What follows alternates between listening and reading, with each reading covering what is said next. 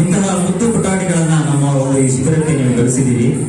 ನಮ್ಮ ಕೈಲಾದಷ್ಟು ಪ್ರಯತ್ನವನ್ನ ನಾವು ಈ ಒಂದು ಶಿಬಿರದಲ್ಲಿ ಹಲವಾರು ಚಟುವಟಿಕೆಗಳನ್ನು ಹೇಳಿಕೊಡುವಂತಹ ಪ್ರಯತ್ನ ಮಾಡಿದ್ದೀವಿ. 20 ದಿನದೊಳಗೆ ಎಲ್ಲವನ್ನು ಕಲಿಯಲಿಕ್ಕಾಗಲ್ಲ. ಪ್ರತಿಯೊಂದು ಶಿಬಿರದಲ್ಲೂ ನಾನು ಹೇಳ್ತೀನಿ, 20 ದಿನಗಳಲ್ಲಿ ಎಲ್ಲವನ್ನು ಕಲಿಯಲಿಕ್ಕಾಗಲ್ಲ. ಒಂದು ಪರಿಚಯ ಮಾಡಿಕೊಡ್ಬೋದು ಅಷ್ಟೇ ಮಕ್ಕಳಿಗೆ. ಈಗ ನೀವು ನಾಳೆ ನಮ್ಗೆ ಕೇಳ್ಬೋದು, ಯಕ್ಷಗಾನ ಅಂತ ಹೇಳಿದ್ರೆ ಎಲ್ಲಿ ಸಾರ್ ಯಕ್ಷಗಾನ ಒಂದು 4 ಸ್ಟೆಪ್ ಹಾಕ್ತಾರೆ ಅಂತ. ಅದು ಯಕ್ಷಗಾನ ಕಲಿತಷ್ಟು ಇದೆ. ಕಲಿತು ಕಲಾವಿದರಾದವರು ಕೂಡ ಇನ್ನೂ ಬೇರೆ ಬೇರೆ ಸ್ಟೆಪ್ಗಳನ್ನು ಹಾಕುವಂತಹ ಒಂದು ಕಲೆ ಅದು ಯಕ್ಷಗಾನ. ನಾಟಕವೂ ಹಾಗೆ ಅಭಿನಯಿಸಿದಷ್ಟು ಇದೆ. ಹಾಗಾಗಿ ಇವೆಲ್ಲ ಸಣ್ಣ ಪರಿಚಯವನ್ನು ಮಾಡುವಂತಹ ಪ್ರಯತ್ನ ನಮ್ಮ ಕಲಾಕಾರರಿಂದ ನಾವು ಮಾಡಿಕೊಂಡು ಬಂದಿದ್ದೀವಿ. ಡಾಕ್ಟರ್ ರಾಧಾಕೃಷ್ಣ ಉರಾಳ ಅವರ ಒಂದು ಪರಿಕಲ್ಪನೆ ಮತ್ತು ನಿರ್ದೇಶನದಲ್ಲಿ ನಮ್ಮ ಸಂಸ್ಥೆ ಹಲವಾರು ಚಟುವಟಿಕೆಗಳನ್ನ ಮಾಡ್ಕೊಂಡು ಬರ್ತಾ ಇದೆ. ಅದರಲ್ಲೂ ಈ ವೇದಿಕೆ ನಮಗೆ ತುಂಬಾ ವಿಶೇಷವಾಗಿದೆ. ನಮ್ಮ ಯಾವುದೇ ಸಾಂಸ್ಕೃತಿಕ ಚಟುವಟಿಕೆ ಹೆಚ್ಚಿನ ಮಟ್ಟದಲ್ಲಿ ಈ ವೇದಿಕೆ ನಡೆದಿದೆ ಅಂತ ಹೇಳಲಿಕ್ಕೆ ತುಂಬಾ ಹೆಮ್ಮೆ ಅನಿಸುತ್ತೆ ನನಗೆ. ಅದು ಆ ಸಿದ್ಧಿ ಗಣಪತಿಯ ಕೃಪೆ.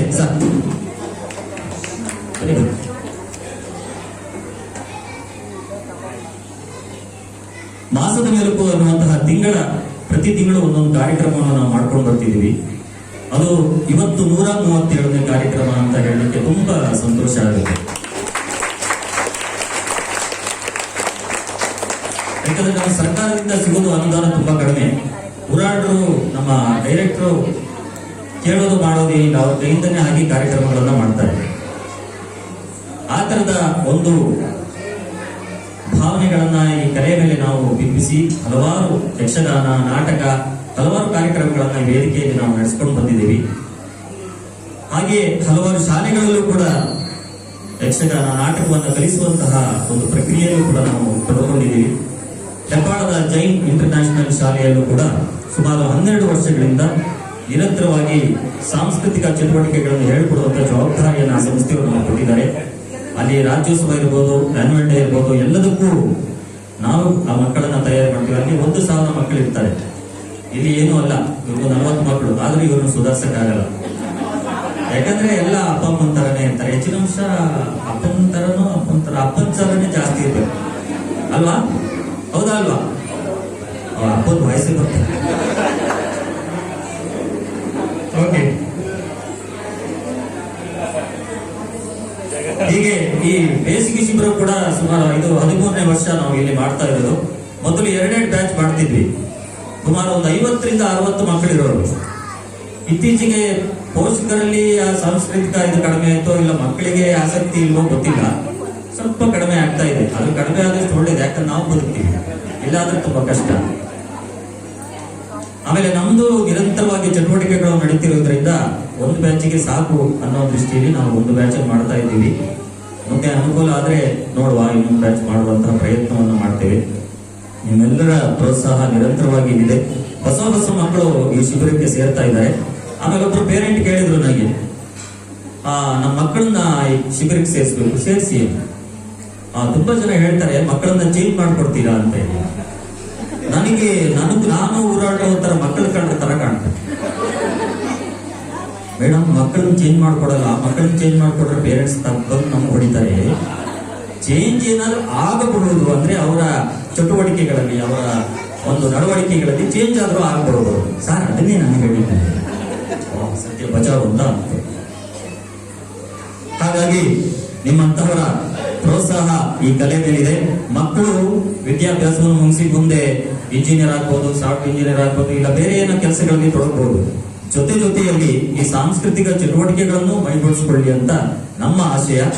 ಆ ಆಶಯಕ್ಕೆ ಈ ಬೇಸಿಗೆ ಶಿಬಿರವೇ ಮುನ್ನುಡಿಯಾಗಿ ಮೂಡಿ ಬರಲಿ ಅಂತ ಹಾರೈಸ್ತಾ, ಆ ಮಹಾಗಣಪತಿಯನ್ನ ಪ್ರಾರ್ಥಿಸ್ತಾ ಈಗ ನಾವು ಕಾರ್ಯಕ್ರಮವನ್ನ ಪ್ರಾರಂಭ ಮಾಡೋಣ. ನಮ್ಮ ಈ ಕಾರ್ಯಕ್ರಮದ ಮುಖ್ಯ ಅತಿಥಿಗಳಾಗಿ ಶ್ರೀಯುತ PV ವಾಸುದೇವ್ ಮೂರ್ತಿ ಅವರು ಆಗಮಿಸಿದ್ದಾರೆ. ಅವರಿಗೊಂದು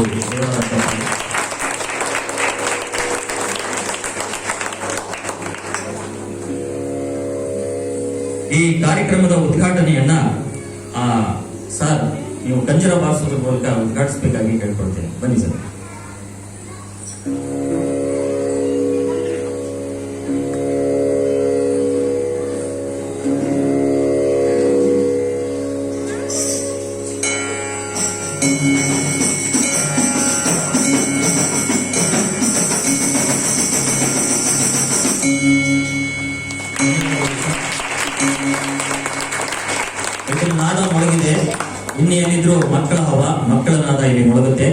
ಅವರನ್ನ ನಾವು ಸ್ವಾಗತಿಸೋಣ.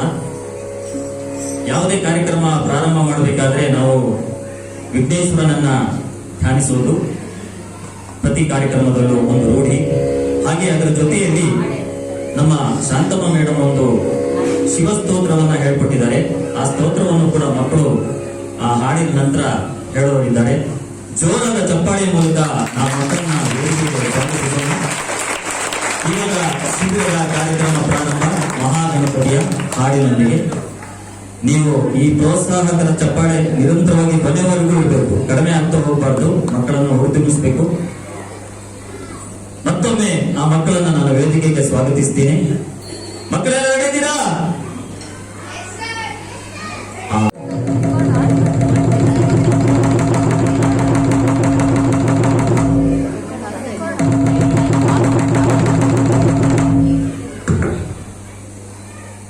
ಸಾಕಪ್ಪ ಸಾಕು, ಈ ಮಕ್ಕಳು ಸವಾಸ ಸಾಕು. ಚಿಕ್ಕಸಂದ್ರದ ನನ್ನ ಕ್ಯಾಂಪಸ್ ಅಲ್ಲಿ ಕಲಾ ಕಾದಂಬ ಆಟದವರು ಸಮರ್ ಕ್ಯಾಂಪ್ ಮಾಡ್ತಿದ್ರಲ್ಲ, ಒಂದು ವಿಸಿಟ್ ಹಾಕಿ ಮಕ್ಕಳನ್ನ ಮಾತಾಡ್ಸ್ಕೊಂಡ್ ಬರೋಣ ಅಂತ ಬಂದೆ. ಮಕ್ಕಳ ಇವರು ಎಷ್ಟು ಕಾಟ ಕೊಡ್ತಾರೆ, ಎಷ್ಟು ತೀಟೆ ಮಾಡ್ತಾರೆ ಅಲ್ಲ. ಹಿಂದಿನ ಕಾಲದಲ್ಲಿ ದೊಡ್ಡವರು ಒಂದು ಸತಿ ಗದಿದ್ರೆ ಸಾಕು, ಮಕ್ಕಳು ಸೈಲೆಂಟ್. ಈಗ ಹಾಗಲ್ಲ, ಮಕ್ಕಳಿಗೆ ದೊಡ್ಡವ್ರು ಇದ್ರೆ ಸುಮ್ಮನಿರ್ಬೇಕು ಅಲ್ಲ. ಈ ಜಗತ್ತಲ್ಲಿರೋ ಎಲ್ಲಾ ಡೌಟು ಇವ್ರ ತಲೆಗೆ. ನಿನ್ ಮೂಗ್ ಯಾಕೆ ಹಿಂಗಿದೆ, ನಿನ್ ಕಿವಿ ಯಾಕೆ ಹಿಂಗಿದೆ, ಹೊಟ್ಟೆ ಯಾಕೆ ಹಿಂಗಿದೆ, ಎಷ್ಟು ಪ್ರಶ್ನೆ ಕೇಳ್ತಾರೆ ಗೊತ್ತಾ. ನನಗೆ ಉತ್ತರ ಕೊಡಕ್ಕಾಗದೆ ಓಡಿ ತಪ್ಪಿಸ್ಕೊಂಬಂದೆ. ಸಾಕಾಗಿದೆ, ನಾನು ಇಲ್ಲೇ ಸ್ಟ್ಯಾಚ್ಯೂ ಕೂತ್ಬಿಡ್ತೀನಿ. ಅವ್ರು ಬರ್ತಾರಲ್ಲ, ನೀವೇ ಸುಧಾರಿಸ್ಬಿಡಿ.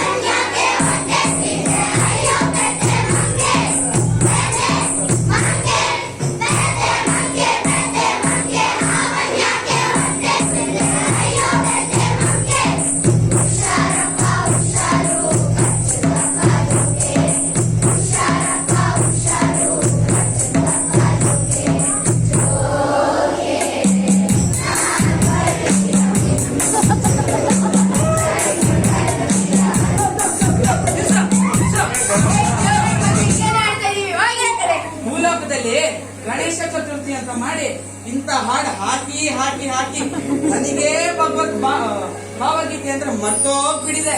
ನೀವಾದ್ರೂ ಸಣ್ಣ ಮಕ್ಕಳು, ಒಳ್ಳೆ ಸಂಸ್ಕೃತಿನ ಬೆಳೆಸ್ಕೊಳ್ಳಿ, ಮುಂದರ್ಸಿ ಮುಂದರ್ಸಿ.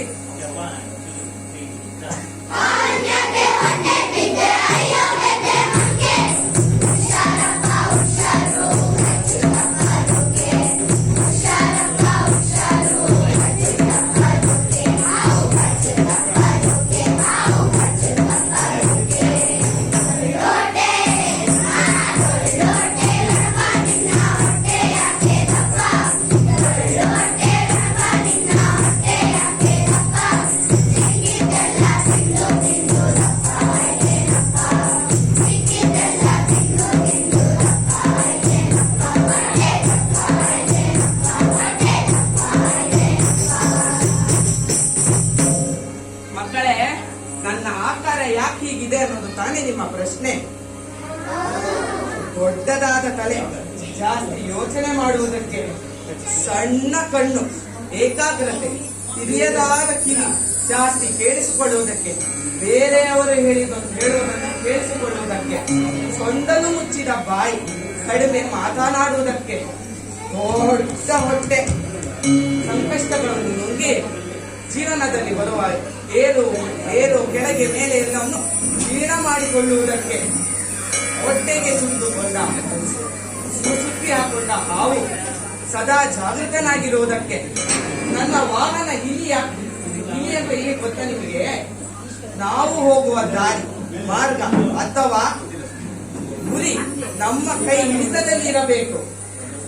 ಈಗ ನಿಮ್ ಡೌಟ್ ಎಲ್ಲ ಕ್ಲಿಯರ್ ಆಯ್ತಲ್ಲ? ಹಾಗಾದ್ರೆ ನನ್ನ ಕುರಿತು ಒಂದು ಭಕ್ತಿಗೀತೆ ಹಾಡಿ ನೋಡೋಣ.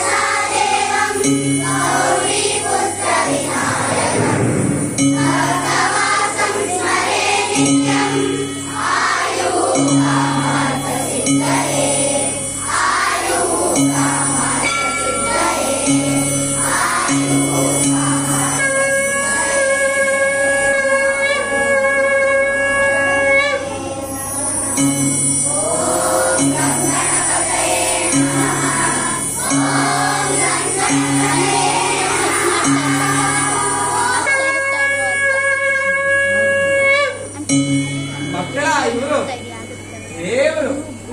ಎಲ್ಲರೂ ಚೆನ್ನಾಗಿ ಆಡಿದ್ರಿ ಮಕ್ಕಳೇ. ನಿಮ್ಮ ಕಾರ್ಯಕ್ರಮವನ್ನು ಮುಂದುವರಿಸಿ. ನಾನು ಇಲ್ಲೇ ಕೂತಿರ್ತೀನಿ. ಎಲ್ಲರಿಗೂ ಒಳ್ಳೇದಾಗಲಿ.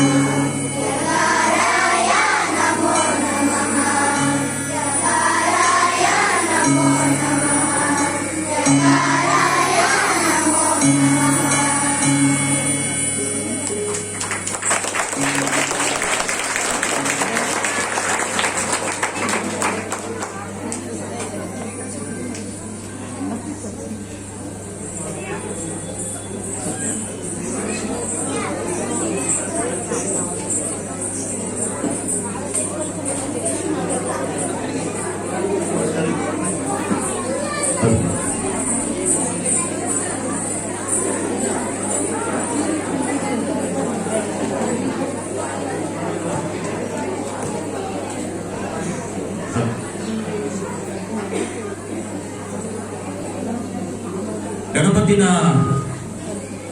ಸತಾಯಿಸಿ ಆಯ್ತು ಕೂಡ, ಹಾಗೂ ಅವನ ಹಾಡನ್ನು ಕೂಡ ಮಕ್ಕಳು ತುಂಬಾ ಚೆನ್ನಾಗಿ ಹಾಡಿದ್ರು ಅಂತ ಅನ್ಕೋತೀನಿ ನಾನು. ಏನು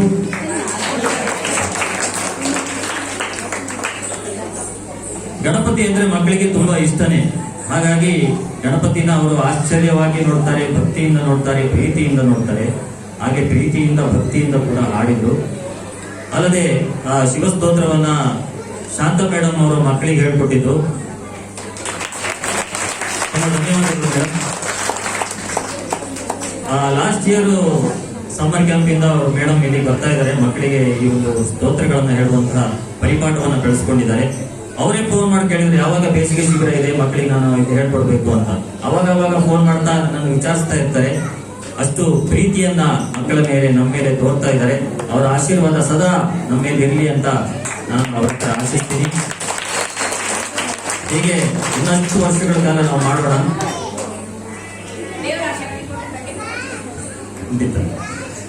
ಓಕೆ, ಈಗ ಹಾಡಿನ ಮೂಲಕ ಕಾರ್ಯಕ್ರಮವನ್ನು ನಾವು ಪ್ರಾರಂಭ ಮಾಡಿದ್ದೀವಿ.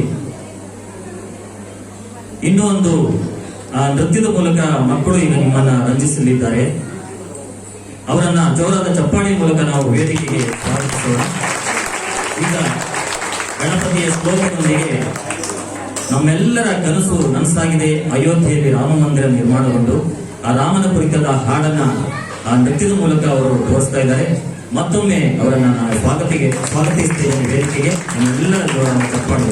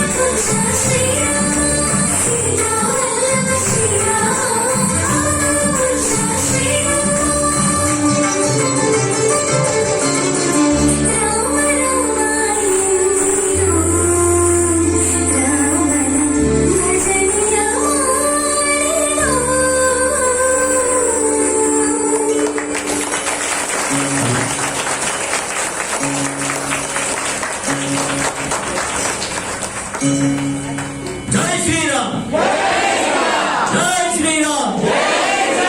ಅಯೋಧ್ಯೆಯವರೇ ಕೇಳಬೇಕು, ಜೈ ಶ್ರೀರಾಮ್. ಕೇಳಿ.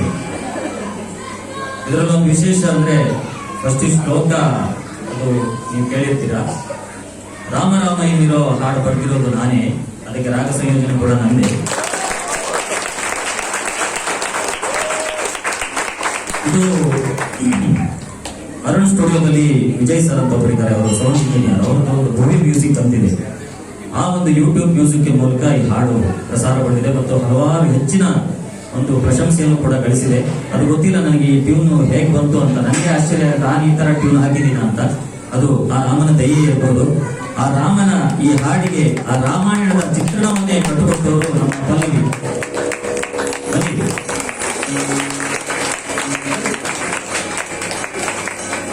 ನಮ್ಮ ತಂಡದಲ್ಲಿ ತುಂಬಾ ವರ್ಷಗಳಿಂದ ಕೆಲಸ ಮಾಡ್ತಾ ಇದ್ದಾರೆ. ಈ ಬೇಸಿಗೆ ಶಿಬಿರದಲ್ಲಿ ನಿರಂತರವಾಗಿ ಮಕ್ಕಳಿಗೂ ಕೂಡ ನೃತ್ಯವನ್ನ ಹೇಳ್ಕೊಡ್ತಾ ಇದ್ದಾರೆ. ಭರತನಾಟ್ಯದಲ್ಲಿ ವಿದ್ವತ್ತನ್ನು ಕೂಡ ಮಾಡಿದ್ದಾರೆ, ಚನ್ನಪಟ್ಟಣದಲ್ಲಿ. ನನಗೆ ಈ ತರದ ಕಲ್ಪನೆ ಇರಲಿಲ್ಲ, ರಾಮಾಯಣದ ಕಥೆಯನ್ನ ಇಷ್ಟೇ ಹಾಡಿನೊಳಗೆ ಇಷ್ಟು ಮಾಡಿಕೊಡ್ತಾಳೆ ಅನ್ನೋದು. ತುಂಬಾ ಚೆನ್ನಾಗಿ ಮಾಡಿಕೊಟ್ಟಿದ್ದಾಳೆ ಅಂತ ನಾನು ಅನ್ಕೋತೀನಿ. ಆ ರಾಮನ ಆ ಕತೆ ಈ ಹಾಡಿನ ಮೂಲಕ ಬಂದಿರೋದು ನನ್ನ ಪುಣ್ಯನೂ ಹೌದು, ನನ್ನ ಅದೃಷ್ಟನೂ ಹೌದು. ಹಾಗೂ ಈ ಮಕ್ಕಳು ನನ್ನ ಹಾಡಿಗೆ ಅಭಿನಯಿಸಿರೋದು ನನಗೂ ಒಂದು ಹೆಮ್ಮೆ. ತುಂಬಾ ಚೆನ್ನಾಗಿ ಮಕ್ಕಳು ಕೂಡ ಅಭಿನಯಿಸಿದ್ದಾರೆ. ಮತ್ತೊಮ್ಮೆ ಮಗದೊಮ್ಮೆ ಪಲ್ಲವಿಗೆ ಹಾಗೂ ಈ ಮಕ್ಕಳಿಗೆ